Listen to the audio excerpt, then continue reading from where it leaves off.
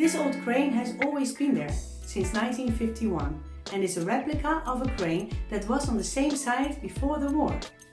Until the 1970s, this one and other cranes lifted goods from the ships to the warehouses behind them. There's also a mysterious red glow that moves restlessly through the driver's cab. Would anyone be busy there? And with what then? Maybe with the control of the light lines? Artist Har Hollands studied architecture and urbanism in Eindhoven. He then worked for 14 years as a lighting designer for Philips Lighting. In 1998 he founded his own office for light architecture. He transforms all kinds of existing architecture into aerial artworks, bridges, cranes, electricity, pylons, to make the environment more beautiful.